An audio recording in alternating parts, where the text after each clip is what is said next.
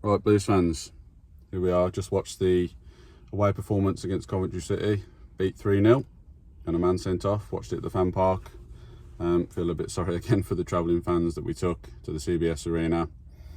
On the back of the win last Saturday at home against Swansea, we thought, well, we galvanised, go away against a tough Coventry side, obviously.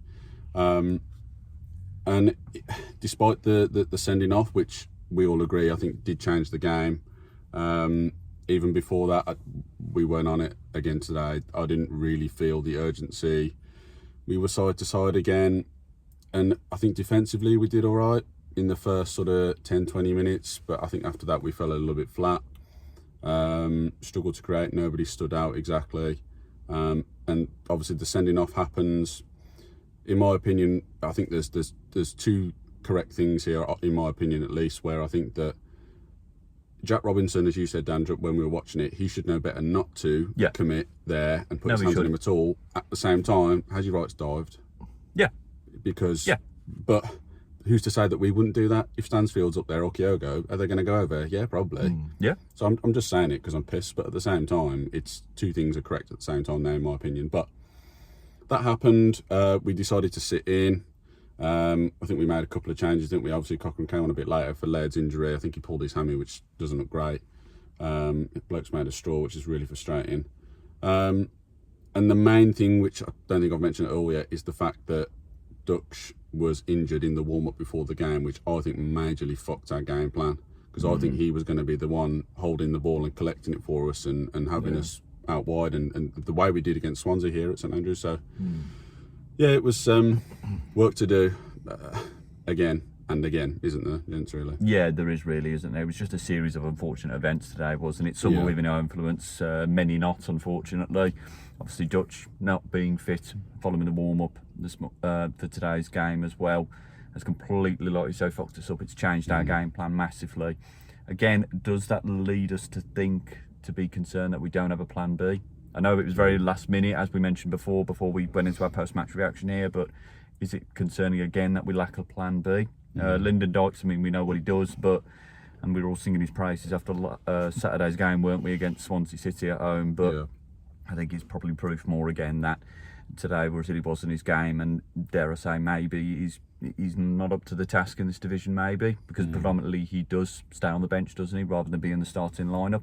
The Jack Robinson sending off, again, as you correctly say, Joe, is two things could be right at the same time, and it is two sides of the same coin, very much so.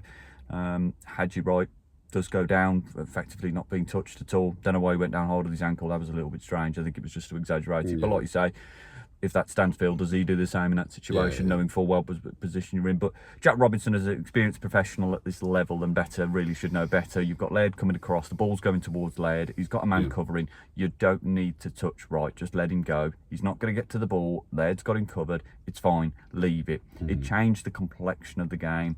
I think with regards to the goals as well that Coventry had scored today as well, I think we were a little bit unfortunate maybe with the first goal that again also pulls off a good save from the initial shot. I think it was Kitchen, that shot from the outside of the box, as it were. But again, evident of where we lacked in quality in terms of being involved in the game today. We were second to third and second balls all the time, and it was again for the first goal.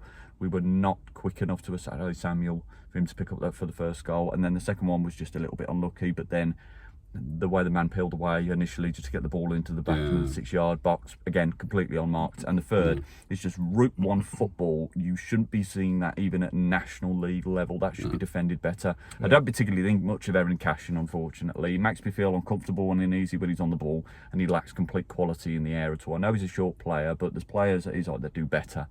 And particularly if you're coming from a loan from a Premier League club from Brighton and Hove Albion, I think I'd probably expect better. But obviously, Phil Neumann's going to have to drop into the team now, isn't he, come Tuesday, I think.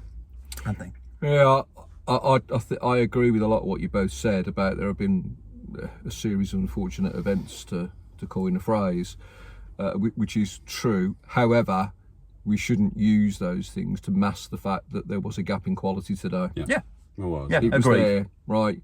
They were the better team before the sending off. There wasn't much in it, but I would agree. They were enough, and the fine margins were. I mean, let's look at that first goal, right? the reason that happened is not because of the long throw per se. It's because of the will to win the second and third balls, as Dan's already said. Our ability to pick up, kind of second and third balls from set pieces into our box today and in other games this season has been poor. Why is that happening? Right? What is the part of the coaching that's been given to these players that is not enabling them to understand that the danger isn't fucking over when the ball is headed out of our box? Right? You've got to clear your lines properly. The ball's got to go. If you've got to launch it, fucking launch it. Right? That's what we're not doing. Right? This understanding is like, okay, once Christoph Clara's got his head on the ball, or Jack Robinson, and it's out of the box, the danger's over. No, it's not. You can see from today that is not the case. You've got to expect the unexpected, that a centre-half will put in a decent shot that Ryan Alsop does well to get down to. But once the ball is loose in the box and the striker's unmarked, you know what the inevitable conclusion is going to be. Right? We've got to switch on more. Right? I would still expect that Coventry would go on to win the game, but it could have been and maybe should have been a lot closer.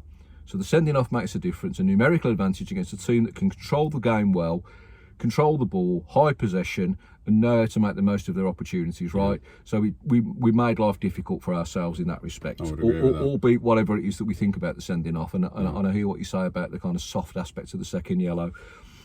But the sad truth is that in 3 away games now, we've had 1 shot on target and we've scored no goals.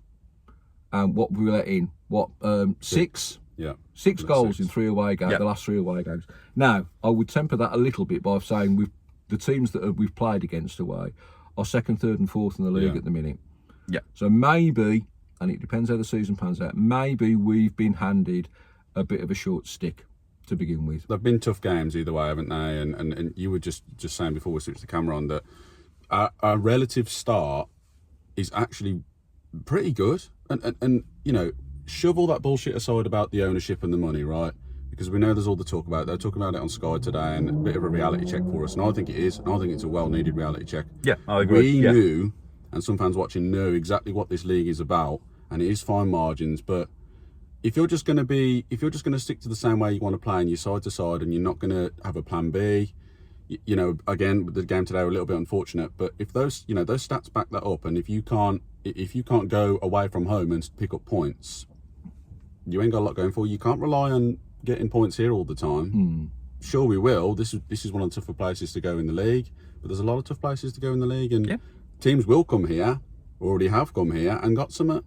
Ipswich deserved to get nothing from that game the opening day, but they got it. And there'll be other teams this season that do the same, so we have to pick up points away. And relative to the start that everybody else has made in the last few games, it's done good. But I think the reason that we feel frustrated about it is because you come here, you play Swansea, Oxford, whoever, and you play well. Where's that intensity away? What's the matter with us? Is it because there's only 3,000 of us and not 27,000, and all of a sudden we're scared? Where's the aggressiveness? Where's the intensity? You have to bring that in this league. It came at Blackburn for the last half an hour. That's the only evidence that I've seen of it this season. And I said before, didn't I, on the previous podcast itself, in a match preview, Stano lifted us there and stuff. Now, I mean, we'll come back to Stano in a minute, but that's what you need. You need that kind of lifting of the spirit. You need to kind of suddenly realise you've got a fight on your hands. And do it like we did at Blackburn, not just resting on our laurels to get an equaliser, which was well deserved given that last half an hour, but to go on and win it. To go on and win it. That hasn't been in evidence in these last 3 away games. And maybe it is the opponents. Maybe we've just drawn the short straw, like I said, and we've come up against 3 teams who are very good at the moment and very good at home. Maybe that's as simple as that, But I think you are right, Joe. We've got to find a way to replicate that last half an hour at Blackburn in the next set of away games, starting on Friday in a big game that's going to be back on the TV again with a lot of attention. We need to start showing up. We need to start showing up at away games. Simple as that. Yeah, we do. Can't keep relying on 27,000 people, roaring us onto victory every time we're here. It's not going to get us anywhere. We've got to start picking up points away and quickly. That's a big game on Friday, because a massive game. I would say that the teams we've played away so far, maybe other than the Black one, which is ironic because they're beneath us and we beat them. The 3 teams that we have played other than them away, We've lost all of them, Yeah. and they're all above us. Yeah. But now we're playing a team where, no disrespect to Wrexham, they ain't finishing the top They're 6. struggling at home at the minute. We've They got to are. go there and at least get something. If we don't go there and get something, and more to the point, our performance is off, there's serious questions that need to be asked. You know, not to jump the gun, because we don't do that here, but like, you can't be going there and if the performance is the same again and there's no fight, they need to fucking kick up the arse. Yeah. They really do. And They do. you know, I'm not going to do any of the bullshit about calling out Chris Davis. It's way too early for that. He's still a pretty green manager as well. So, you know, I think give the bloke a bit more. And, you know, the game is the game today as far as, you know, the sending off. And after that, they just had control of the game. Very, very good side, by the way. No discredit to Coventry. No, not And at they've all. got a very No, good manager no. there in Thoroughly Frank deserved, Lampard. yeah. With or without Redoni today, that is what it is. But they still got bags of quality. Yeah. particularly They have, in those haven't they? forward Absolutely, areas. yeah. And Absolutely, they go 1-0 up against 10 men, and then they get the goal was the goal for the second. You ain't coming back into the game. They're looking like, just as an aside about them, they're looking like top 2 at the minute to me. Yeah, they do. Yeah, You know. They are in the top 2 now. They're second Well, now. absolutely, yeah. Yeah. But I can see them sustaining it. So Yeah, you I know, can. Let's not make any bones about that. But Yeah. I don't know. I mean, what do people think about Stano today? What did you think, Dan, about his performance? I think Stano's probably hasn't been at the races really for the past 3 games, including today. We know Stano's quality. We know he can score goals. We know he can cause trouble for defenders, and there's always a bit of shithouser in there, and there was a little bit of that today as well. But he doesn't seem very confident. It's like his confidence has dropped a little bit. And I know it's key with strikers, isn't it? Because they're scoring goals to be confident. But I'm finding myself lacking any sort of faith in Stansfield at the moment. And you kind of see it as a given that Davis is always going to be selecting him, isn't he, for the starting 11. So there's a little bit of that in it as well. It's kind of, well, we know he's going to start, but is he going to make an impact, as it were? Now, maybe he comes into it a little bit more at home against Sheffield Wednesday this coming Tuesday. And hopefully, I would hope that he would do the same again away to Wrexham this coming Friday, because that, as we said, that is a massive game considering their poor home form, where they are on the table. We need to be taking points, and like you said, mentioned before, Joe, ironically, Blackburn below us, we took points off them as well away from home. So it shows it can be done, but we just don't see him at the races. And Stansfield very much appears like he's not there at the minute. I think what it is it's a little bit of a perception thing, but some of it isn't, because when he does get the ball, I found that 9 times out of 10 in the last 3 games, he has given it away. Yeah, he has. He struggles Yeah, to he has. hold it. And I would say, contrary to that, when Dimmy's had the ball out wide, he's held it up well, he's drawn a foul, he's got us moving up the pitch, he's moved it inside to switch us across, whatever. But the other thing I will say about Stano is that, think about it, you could probably look this up actually, don't quote me, but I don't think he had many touches at all today. No, he didn't. And the problem there is that you're struggling to get the ball to him from the way we want to play. So how do you get a player like that involved where he can be dangerous on his day? And we've seen it in the past, and you know, the price tag and all that business that goes on, you know, that's what draws attention to him. When he doesn't play well, he gets panned for it. But I think there's a player there, but you have to find a way to get him in there. And because we're not moving up the pitch well, particularly away from home, which again we saw today, you know, Allsop to Clara, out wide to Laird, back inside.